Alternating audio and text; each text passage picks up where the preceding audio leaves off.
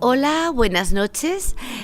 Cuando ya estamos sobre la medianoche y sobre el precioso océano Atlántico, aunque no hay muchas estrellas aquí en La Coruña, Galicia, España, pero tenemos las preciosas luces de nuestra ciudad y un océano abierto que hoy se encuentra en calma. Así que os saluda Beatriz Garrido desde nuestro espacio Hablemos a Medianoche.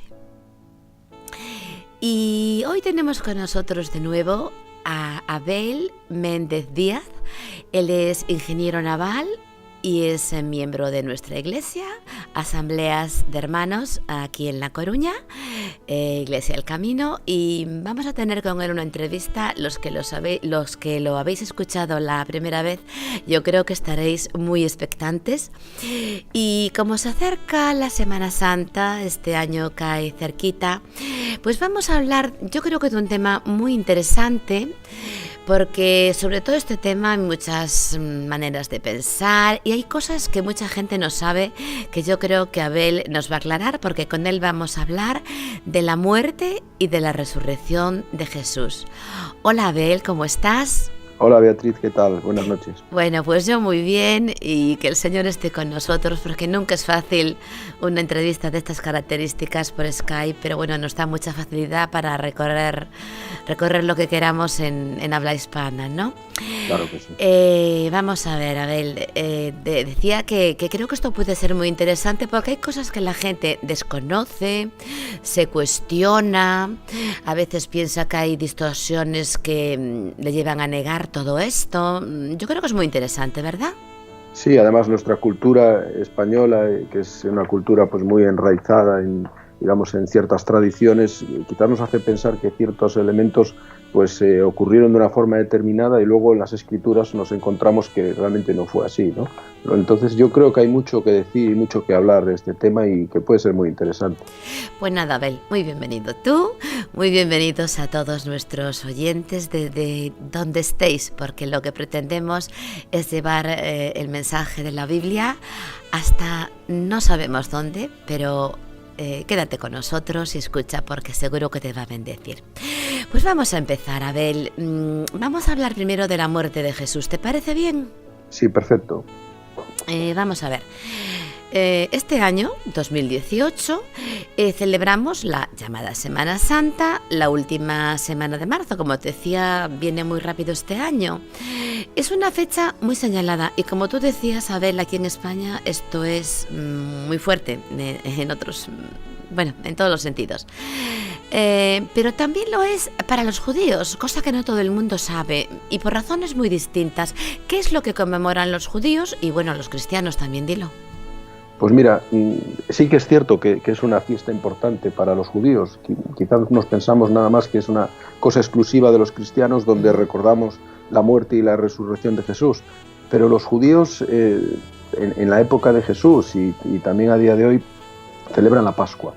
La Pascua en los tiempos de Jesús pues es el momento en el que ocurre la crucifixión, y por eso coinciden estas dos fiestas. La fiesta de la Pascua pues era, digamos, el punto central de un periodo festivo de varios días, que tenía como punto inicial pues la preparación de un cordero pascual que tenía que ser sacrificado, que se iba luego a cenar en una cena familiar, y luego venían una serie de días que se llaman los días de los panes sin levadura y finalizaban con una ofrenda de primicias, ¿no? Y todo esto se hacía en el contexto de una fiesta de la cosecha. Todas las fiestas importantes del calendario judío están siempre relacionadas con la cosecha, y este es el momento del inicio de la cosecha. En concreto, la cosecha primera que se hace es la de la cebada. Entonces está muy relacionado con esto, y esa primicia que se lleva al templo pues es una gavilla de cebada. Y la cena pascual pues era un recordatorio de la cena que tuvieron los judíos la noche que salieron de la cautividad en Egipto, que hace hoy de eso pues más de 3.500 años. Ahora, la última cena de Jesús, presentada tantas veces y pintada y representada y todo esto por pintores famosos, todos sabemos que la más conocida y la más importante es la de Leonardo da Vinci, pero también es polémica, ¿no? ¿Es una cena de Pascua esa cena? Pues mira, esta es una pregunta que hay ríos de tinta escritos Sí, lo sé. de esto, acerca de si realmente fue la cena de Pascua de Jesús o no. Ujú. Claramente Leonardo da Vinci pensó que lo era, ¿no? Y así lo representó en su cuadro, pero no lo podemos asegurar con certeza. Si solamente tuviéramos los evangelios sinópticos, que son Mateo, Marcos Ujú. y Lucas, pues podríamos decir que sí. Pero el Evangelio de Juan claramente nos señala que no. No podemos afirmar categóricamente ni una cosa ni la otra, porque la Sí. verdad que hay verdaderos expertos que se postulan en un sentido o en el otro, pero sí es cierto que hay muchos elementos que contribuyen pues, a pensar que quizás no fuera, ¿no? Pues por ejemplo, en esa cena no existen los elementos principales de la cena pascual, como puede ser pues, el cordero, los panes ácimos, y tampoco están las hierbas amargas, que eran los Ujú. más importantes de esta cena. Y por otra parte, pues Juan nos dice que Jesús murió durante el sacrificio del Cordero. Luego, yo pienso que esta era una cena que tuvo lugar en esos días previos a la Pascua, donde ya todos estaban concentrados, preparados para tener esta celebración, pero tengo muchas dudas acerca de que fuera realmente la cena pascual. ¿Qué significado tiene que Jesús muriera en la cruz a la misma hora que el Cordero Pascual? Es que estamos jugando con unas cosas que pocas veces se tocan, Abel. Sí, pues mira, la verdad es que el hecho de que ocurrieran el mismo momento, que no es una casualidad, relaciona el sacrificio de Jesús con el sacrificio de ese Cordero Pascual. Y Ujú. esto pues tiene un simbolismo, ¿no? Que se Claro. explica en Éxodo 12, que es cuando ocurre la primera Pascua. Mm. La verdad que es complicado de explicar, ¿no? Y de entender. Una persona que no conoce, digamos, los elementos propios de la religión hebrea, no le es fácil entender estas cosas. En la primera Pascua los hebreos tenían que tomar un cordero sin mancha, tenían que sacrificarlo y tenían que untar con su sangre el marco de la puerta de sus casas. Y de Ujú. esa forma el ángel exterminador de Jehová pasaría de largo y no dañaría a los primogénitos de aquella familia. Y este simbolismo pues, tiene mucha relación con el sacrificio de Cristo. La sangre de la cruz de Cristo nos libra de la ira de Dios. Y el juicio de Dios también pasa de largo, sin tocarnos como aquel ángel exterminador. Bueno, me parece precioso lo que acabas de decir. Yo creo que la mayoría de la gente sí sabe por la historia de Moisés, todo los dinteles, la sangre y tal. Ahora, la comparación obvia con el pasar la ira de Dios a través del sacrificio de Jesús es evidente y es bellísimo. Abel, muchísimas gracias. Ahora dime una cosa, ¿por qué hace más de 2000 años alguien quería morir? Y de esto podemos hablar en otra ocasión, de qué modo, pues por una persona, por ti, por mí, o por alguien que nos esté escuchando desde yo no sé dónde. ¿Qué le motivó? Pues mira, la verdad es que es difícil de explicar a una persona de nuestra cultura por qué alguien tenía que morir por cualquiera de nosotros hace tanto tiempo. ¿Y en qué me puede beneficiar a mí que una persona muriera hace 2000 años por mí? Pero la realidad es que está explicado en la Biblia. En la carta a los Romanos, en el capítulo 3, hay unos versículos, que son los versículos del 21 al 26, de los cuales Lutero dice que son el punto central de toda la Biblia. Sí, señor. Ya ni siquiera del libro de Romanos, sino de la Biblia entera. Y dice que todos pecamos. Y como todos pecamos, pues nuestro pecado nos separa de Dios. Y por lo tanto, al estar separados de Dios, estamos condenados. Pero la sangre de Jesús, que es derramada en la cruz, hace dos cosas por nosotros. Primero, nos reconcilia con Dios, y segundo, nos libra de la ira de Dios. Luego, esta es la razón por la que Jesús tuvo que morir por cada uno de nosotros, porque somos pecadores y porque es el único medio por el cual Dios nos libra de esa ira que va a venir y nos reconcilia, nos vuelve a traer con Él. ¿Quién decide lo que es pecado, lo que está bien y lo que está mal? Claro, esto es la siguiente pregunta, ¿no? Porque si yo digo que todos pecamos, pues ¿quién decide qué es lo que está bien y lo que está mal y lo que es pecado y lo que no es pecado? Y la verdad es que es un tema un poco peliagudo, ¿no? Hay que tratarlo con sumo cuidado, porque nadie se considera pecador. Si tú le dices a una persona que es pecador, hasta puede resultarle ofensivo, porque cuando yo te digo a ti que eres pecadora, me estoy intrometiendo en tu vida, estoy juzgando elementos de tu vida. Por lo tanto, es muy importante tener un baremo que pueda decirnos qué es lo que está bien y lo que está mal.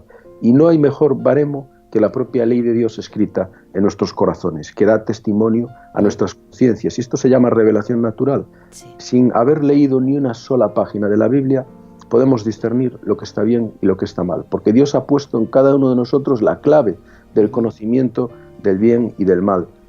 Pero no siempre lo hacemos. Sabemos qué es lo correcto, pero no siempre lo hacemos. Y el propio Pablo ponía este ejemplo: no hago el bien que quiero, sino el mal que no quiero, eso hago, porque el pecado mora en mí. Y es ese pecado el que hace que presentemos resistencia a la voluntad de Dios, que luchemos contra la conciencia y que tomemos otro camino.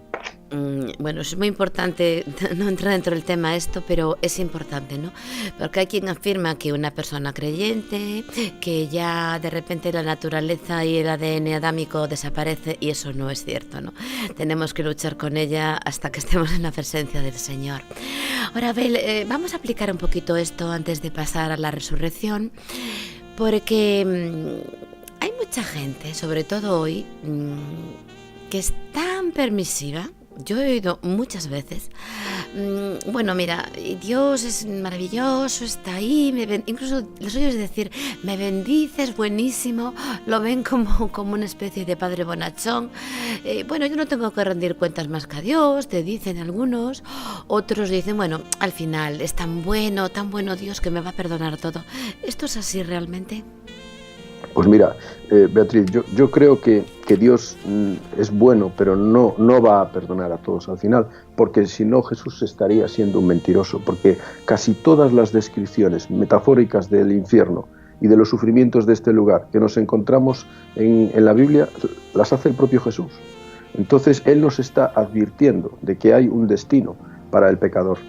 Y la persona que peca y que resiste constantemente a esta ley natural que tiene en su conciencia, llega un momento que incluso la puede cauterizar, que quiere decir que la hace insensible, de forma que ya no le supone un problema seguir pecando. Y la palabra de Dios, en Romanos 6, nos dice que la paga del pecado es la muerte. Por lo tanto, necesitamos a un Salvador, necesitamos a alguien que nos saque de nuestro error y que transforme la manera en la que percibimos las cosas y la realidad y nos reconcilie con Dios.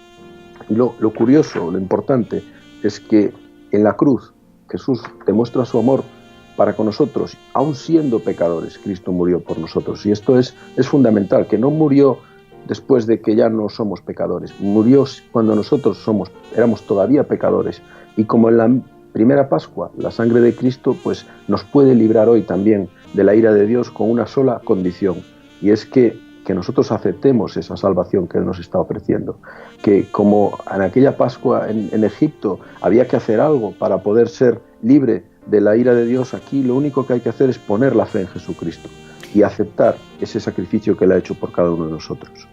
Me encanta lo que acabas de decir, Abel, porque bueno, antes de pasar la resurrección, que es un tema muy importante, ¿no? Decía Pablo que si predicamos solo la muerte de Cristo y no la resurrección, pues vana sería la predicación, ¿no?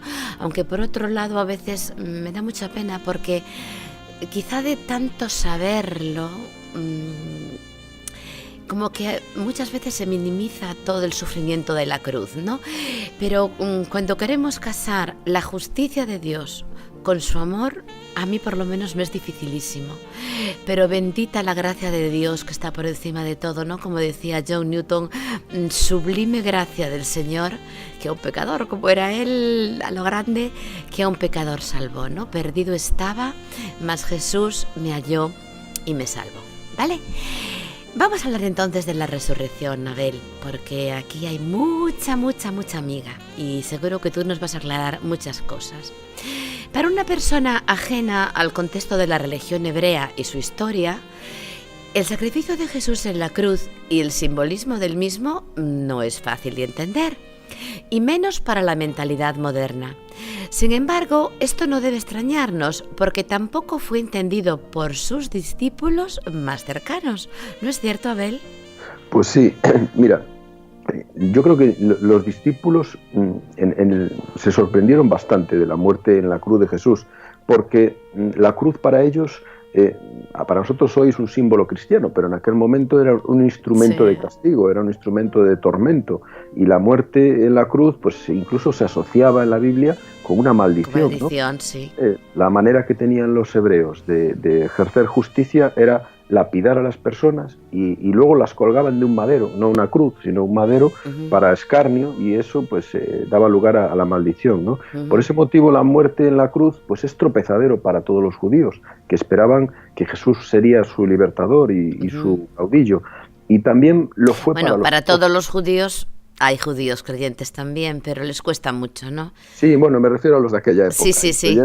Incluyendo a los apóstoles, porque ellos mismos, los del camino de Maús, decían: nosotros esperábamos que fuera Él quien había de redimir a Israel, y ahora ha sucedido todo esto. Luego estaban totalmente frustrados y no entendían la cruz, por lo tanto, pues debe ser algo importante, ¿no? y esencial para la fe cuando estamos a día de hoy todavía con este símbolo. Vamos a desarrollar un poquito todo esto, Abel, porque como me acabas de decir, los apóstoles estaban fatal y llevaban 3 años, Jesús además anunciando su muerte, anunciando su resurrección, pero es que estaban totalmente fuera de onda, ¿no? Ellos no esperaban la resurrección. De hecho, se encontraban temerosos, tristes, decepcionados tras la muerte, como nos acabas de decir. ¿Por qué se vieron sorprendidos por la resurrección de Jesús? Pues mira, yo siempre digo que la resurrección es un lujo, es un acto bondadoso de Dios hacia los hombres, para demostrarles una vez más su grandeza y misericordia. Era algo que nadie esperaba, nadie lo esperaba, ni siquiera los más cercanos a Jesús. ¿Y por qué no lo esperaban? Bueno, pues no lo esperaban porque no existen referencias, y voy a subrayar la palabra, claras, en el Antiguo Testamento acerca de la resurrección. Hay muchos elementos en la palabra proféticos que nos explican que el Cristo resucitará, pero ellos lo entendían siempre en relación a la restauración de la nación hebrea. Claro. De hecho, nos fijamos cuando ya Jesús resucita y se aparece a sus discípulos, que dice que les abre el entendimiento para que comprendan las Escrituras. Y yo me pregunto, ¿y por qué no hizo esto antes? ¿Por qué no les abrió el entendimiento antes de morir y de resucitar, para que pudieran entender que era necesario que resucitaran? Esto quiere decir que no es fácil llegar a esta conclusión si no conocemos la historia. Me gusta mucho una frase célebre de Castelao, ese famoso escritor gallego. Es una especie de chiste: salen 2 niños sentados de espaldas y le dice uno al otro: ahora que ya lo sabes te lo voy a contar, ¿no? Entonces, es que Castelao es impresionante, ¿no? Sí, pues ahora que ya sabemos la resurrección, claro que entendemos las referencias proféticas, pero antes de que la resurrección ocurriera, pues la verdad que era difícil relacionarlas con el Mesías, porque el Mesías para ellos era un salvador y no podía de ninguna manera morir en una cruz. Ahora, fíjate, es impresionante cuando estaban allí escondidos, temerosos y tal. Uno de los discípulos, Tomás, dice: es que si no meto la mano en el costado y si no no creo, ¿no? Y si no toco las heridas, no voy a creer. Su incredulidad era impresionante, porque él era una persona cercana, que había escuchado, que había visto cómo resucitaba muertos, cómo hacía sanidades, y aún así su incredulidad es tremenda. Pero esto sigue sucediendo hoy, ¿no, Abel? Sí, pues mira, a mí la verdad que me asombra esta persona de Tomás, ¿no? Porque Tomás no necesitaba la resurrección, y lo digo en mayúsculas. Tomás no la necesitaba, porque estaba con los discípulos igualmente, estaba allí reunido con ellos, a pesar de que ellos habían visto a Jesús, y bueno, eso podría justificar que continuaran reuniéndose, etcétera, pero él no había estado presente, y manifiesta además que no creerá salvo que lo toque con sus propias manos, pero a pesar de eso no se marcha, allí está con los demás, por lo tanto él no la necesitaba. Pero Jesús no consiente, no permite que ninguno de sus discípulos pues no crea en que él ha resucitado, y viene a buscarlo. Transcurrida una semana de la resurrección, sin que él lo hubiera visto resucitado, y los compañeros de él sí, pues viene a los discípulos, y tanto cambia Tomás su actitud, que después de ver a Jesús resucitado declara la deidad de Cristo y le dice Señor mío y Dios mío. Dios mío, sí, es verdad. Sí. Sí. Ahora, sí, dime. Sí, te iba a decir que este es un pasaje muy importante de la palabra, ¿no? Porque es un reconocimiento de la deidad de Jesús. O sea, fue necesaria la visión del Cristo resucitado para reconocer que es Dios, y cambia de tal manera la actitud de todos los que son partícipes de estos, que ya no tienen miedo, sino que se convierten en testigos y proclaman la resurrección a todas partes. Pero fíjate, Abel, qué opuestos somos todos en la vida y en el cuerpo de Cristo, ¿no? El apóstol Pablo, el gran apóstol Pablo, criado a los pies de Gamaliel, pero que dice, como un abortivo, después se me apareció a mí. Es decir, Pablo viene a Cristo después de perseguir a los cristianos y ya no lo ve en vida. Y dice lo que te he dicho al principio: sin la resurrección nuestra fe es vana y los cristianos somos dignos de lástima. Explícame esto, porque es impresionante. Sí, bueno, Pablo era una persona muy inteligente, y instruida en las Escrituras, sí. Y Pablo lo dice muy clarito, dice, para mí la resurrección es imprescindible. Claro. Yo sin la resurrección me planto, no sigo. Prácticamente nos viene a decir esto. Sí. Dice, si realmente Jesús no resucitó, somos los más dignos de lástima de todos los hombres, porque estamos perdiendo el tiempo. Estamos perdiendo el tiempo dedicándonos a estudiar cosas que son ficción, que son un cuento, que son quizás dichos que tienen un valor moral y tienen una ética adecuada, pero que al mismo nivel que las demás religiones, no hay nada que nos distinga. Por lo tanto, la resurrección para Pablo era algo totalmente imprescindible, y no se trata solo de una resurrección como la que Jesús y sus discípulos pues hicieron sobre algunas personas. Pues por ejemplo el caso de Lázaro fue una resurrección de una persona que estaba muerta pero que vuelve a morir otra vez. En este caso se trata de una resurrección que es para vida eterna. Y en aquella época esto no estaba bien visto, ni siquiera que se hablara de él, y hoy tampoco. Pero fíjate, los griegos escucharon a Pablo atentamente en Atenas hasta que él habló de la resurrección de los muertos, y en ese momento lo abuchearon y se empezaron a burlar de él. Incluso los propios judíos no creían todos en la resurrección. Dentro de esta religión judía había un grupo de judíos que eran los saduceos, que eran la clase, digamos, sacerdotal y la clase más selecta de Israel, que no creían en la resurrección. Sin embargo, los fariseos sí que lo hacían. Y cuando los discípulos son apresados más adelante en el libro de los Hechos y los sueltan después de azotarlos, les dicen, y no prediquéis de la resurrección. Luego, tiene que ser algo muy importante, sin lo cual pues estaríamos incompletos y seríamos similares a cualquier otra religión. Pero además, Abel, por si hay alguien que no lo cree, tal como está constatado por todos los lados la muerte de Cristo, y bueno, me encantará algún día pues grabar con un médico lo que significó aquello, porque lo que te decía, a veces tanto lo sabemos, ¿no? Y sí, el centro es la resurrección, pero el centro también es la cruz, ¿no? Y el volver cada día a la cruz y recordar todo aquello, para mí al menos es tremendo, ¿no? Y volver al pie de la cruz simbólicamente. Pero la resurrección, que mucha gente niega, que bueno, los romanos quisieron tapar por todas las esquinas, pero que si lo analizamos está constatado que Jesús resucitó sí o sí, ¿no? Sí, la verdad es que hay muchas evidencias, claro, que nos permiten afirmar que tal cosa fue así, ¿no? Para mí una de las más contundentes es que todos aquellos discípulos que fueron partícipes de la resurrección y que vivieron este momento, pues murieron mártires, ¿no? Y nadie da su vida por una mentira, pensando que es una mentira, sino que ellos realmente estaban convencidos de que aquello había ocurrido. Y hay, bueno, pues muchos libros, gran cantidad de libros escritos con evidencias, tratando de analizar los hechos de aquella época, que demuestran que casi era más difícil el hacer que eso fuera una falsedad que realmente hubiera resucitado Jesús. Uh-huh. Ahora, en penúltimo lugar, Abel, ¿cómo puede ayudar a nuestra fe la resurrección de Jesús?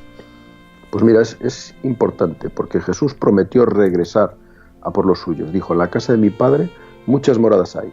Si así no fuera, yo os lo hubiera dicho y voy a preparar un lugar para vosotros.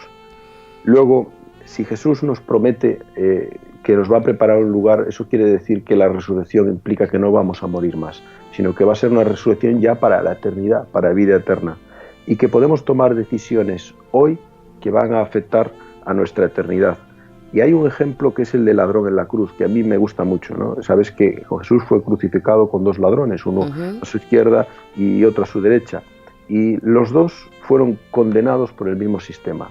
Los dos tuvieron la misma muerte, los dos están rodeados de la misma muchedumbre, los dos están igual de cerca de Jesús, viendo lo que está ocurriendo, y los dos comienzan injuriándolo, pero uno de ellos cambia y le dice: acuérdate de mí cuando vengas en tu reino. Y es una apelación que se hace de un siervo a un rey. Fíjate, le dice: acuérdate de mí cuando vengas en tu reino. Está reconociendo que es el rey, no le dice sálvame. Se está refiriendo a esa dimensión futura, esa resurrección que es eterna.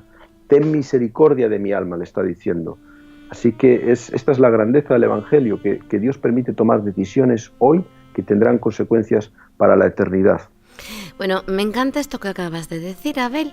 Entonces, como decía al principio, si hay algo que me gusta es no saber a dónde vamos a llegar con lo que estamos hablando. A una persona postrada en una cama, a una persona con dudas terribles en relación a este tema, a un creyente, pues que no sabemos a quién vamos a llegar. Dime dos palabritas, una para creyentes y otra para gente que todavía no se ha entregado al Señor, porque aquí hay dos mensajes distintos que confluyen en uno. Lanza lo que quieras, porque no sabemos quién nos está oyendo, Abel. Mira, pues sobre todo orientado a no creyentes, te voy a decir lo que le contestó el Jesús al ladrón en la cruz. Este ladrón que se acerca a él y le dice: cuando vengas en tu reino, acuérdate de mí. Está a punto de morir. Ha tenido una vida de pecado. Incluso empieza en la cruz pecando, injuriando a Jesús. Y Jesús, ¿qué le contesta? Hoy estarás conmigo en el paraíso. Es simplemente que podemos en un segundo cambiar nuestro estado eterno. Simplemente aceptando, creyendo de verdad, no simplemente por el hecho de decirlo. Si realmente no lo creemos y no nos entregamos a Jesús, va a producirse esto, pero hay una oportunidad todavía, incluso en los últimos momentos, en los últimos instantes de una persona que ha tenido una vida de pecado, de entregarse al Señor. El Señor puede perdonar y hacer blancos tus vestiduras cuando están manchadas por el pecado. Solo hay que desearlo. Y a los creyentes les transmito también una esperanza, sobre todo a los creyentes que han perdido familiares, que han perdido seres queridos, que son también creyentes, pues que tengan la seguridad de que los volverán a ver. Yo sé que en el cielo no hay más familia, en el cielo estaremos cerca de Dios y disfrutando de la gloria de Dios en cada momento, pero podemos de algún modo volver a encontrarnos con aquellas personas con las que hemos sido felices y han sido parte de nuestra existencia aquí en la tierra. Y para mí es un consuelo, y cuando falleció mi madre hace unos años, pues para mí era un gran consuelo saber que esto no era el final, que la volvería a ver y que volvería a estar con ella algún día, porque ella puso su confianza en Jesús. Y yo sé que su lugar no es la tumba, si está hoy en el cielo regocijándose con Dios, y yo quiero eso también para mí. Qué bonito, Abel. Pues muchísimas gracias, me ha encantado el programa y esperamos que sea del agrado de los que nos han escuchado. Abel Méndez Díaz, ingeniero naval, miembro de nuestra iglesia Asambleas de Hermanos El Camino, aquí en La Coruña. Pues un abrazo para ti, toda tu casa, tu esposa Ruth, tus niños, nunca me acuerdo de sus nombres, tenemos tantos niños en la iglesia. ¿Cómo se llama? Bernabé y Martina. Sí. Bernabé y Martina, pues un abrazo para todos, Abel. Muchísimas gracias, que Dios te bendiga. Gracias, Beatriz. Vale, y para todos vosotros, estés donde estés, tal vez no te vea en la vida ni te conozca. Deseo que este programa te haya hecho bien, te acerca a Dios, y desde aquí, desde La Coruña, cuando hay poquitas estrellas, pero estoy viendo reflejadas las luces de una ciudad tan hermosa sobre el mar, que hoy se encuentra en calma, y cuando hemos estado hablando a medianoche, pues mi abrazo en Cristo y toda la bendición del Señor. Beatriz Garrido.